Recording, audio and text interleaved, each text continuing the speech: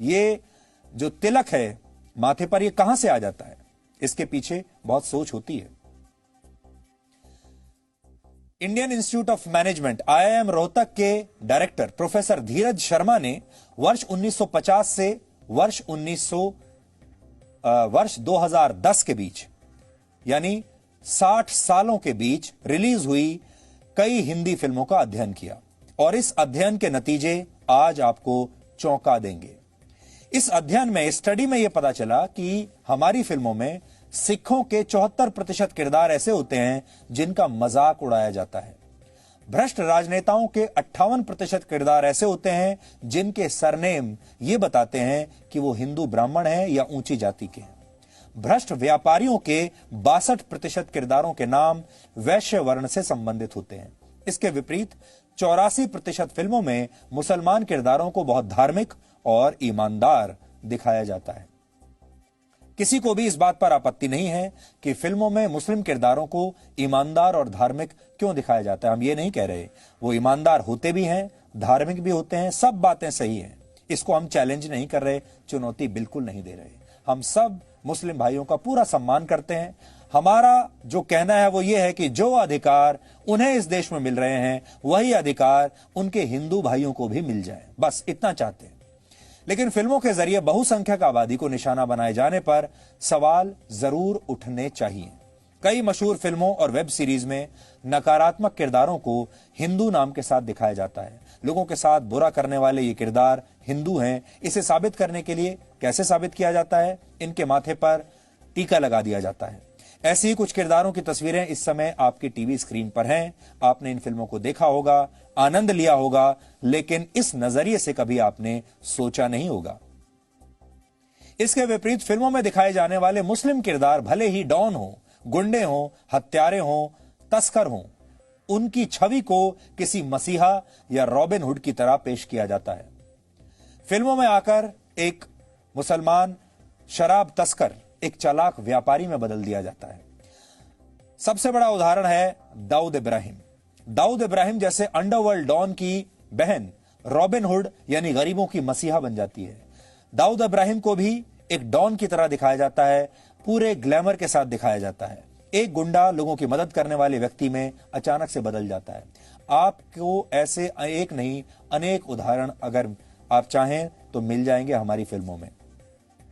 फिल्मों में हिंदू धर्म का मजाक बहुत आसानी से उड़ा दिया जाता है, लेकिन क्रिएटिव फ्रीडम के नाम पर किसी और धर्म के साथ ऐसा करने की हिम्मत किसी प्रोड्यूसर, डायरेक्टर या एक्टर में नहीं होती।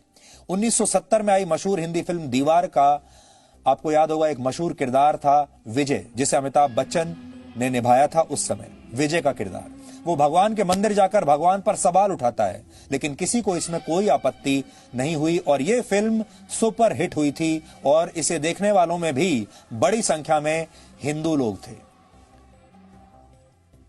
फिल्मों में फूहड़ किस्म के किरदारों के नाम अक्सर राम रख दिए जाते हैं, आपत्तिजनक डायलॉग लिखे जाते हैं, लेकिन इस पर कोई कुछ नहीं बोलता। वर्ष 2013 में एक मशहूर फिल्म आई थी जिसका नाम था गोलियों की रासलीला रामलीला।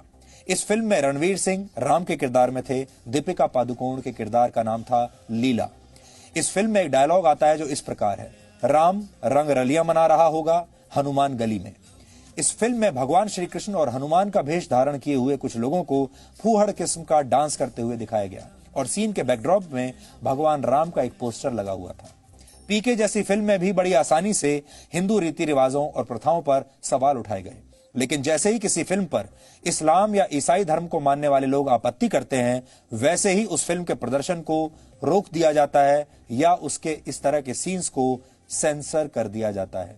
भारत में बनने वाली हिंदी फिल्मों में पाकिस्तान तक के लोगों की भावनाओं का ध्यान रखा जाता है, लेकिन बहुसंख्यकों की भावना का ख्याल किसी को नहीं आता। IIM रोहतक के डायरेक्टर प्रोफेसर धीरज शर्मा ने इस विषय पर रिसर्च की थी, जिसके बारे में हमने आपको बताया।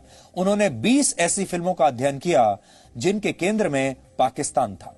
इस रिसर्च में पता चला कि 18 फिल्मों में पाकिस्तान के लोगों को दिल का बहुत अच्छा और भारतीयों का स्वागत करने वाला दिखाया गया था, जबकि भारत के लोगों को धार्मिक रूप से कट्टर दिखाया गया था। उदाहरण के लिए मशहूर हिंदी फिल्म बजरंगी भाईजान में हिंदू किरदारों को कट्टरपंथी और संकीर्ण मानसिकता वाला दिखाया गया, जबकि ज्यादातर पाकिस्तानी किरदारों को दिल का साफ सुथरा, अच्छा और खुली सोच वाला दिखाया गया था।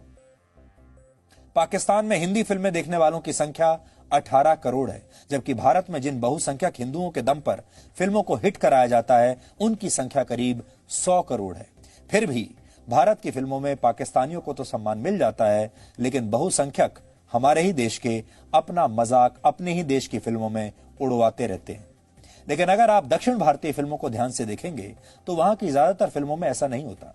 दक्षिण भारत की फिल्मों में मंदिर भी दिखाए जाते हैं और नायक को गर्व के साथ हिंदू के रूप में दिखाया जाता है। इसका सबसे बड़ा उदाहरण मशहूर फिल्म बाहुबली है, जिसका मुख्य नायक न सिर्फ हिंदू है बल्कि भगवान शिव का एक बहुत बड़ा भक्त भी है।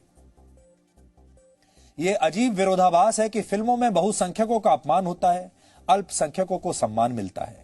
लेकिन एक जमाना था जब मुस्लिम अभिनेता जब हिंदी फिल्मों में आते थे तो वो अपना नाम बदल लेते थे, या ये सोच लीजिए कि उन्हें अपना नाम बदलना पड़ता था। हालांकि हम इस प्रथा का भी उतना ही विरोध करते हैं।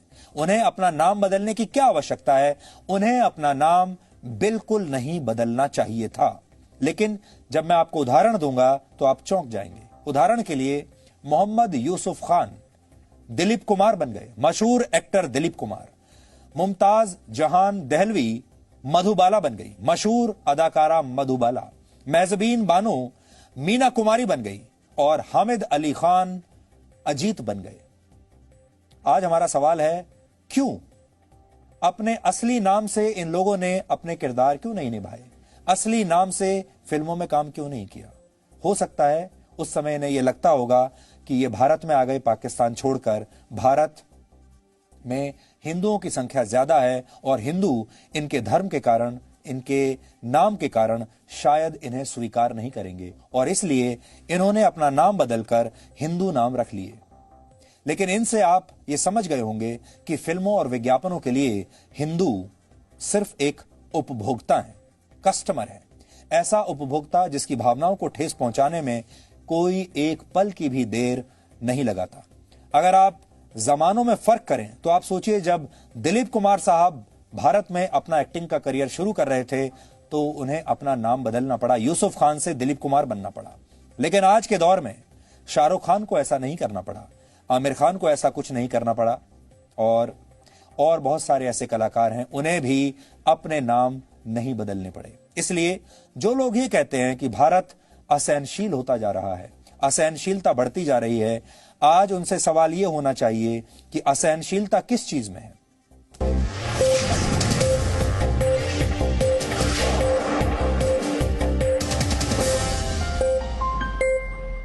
Presenting B News app, available on Google Play and App Store. Download it now.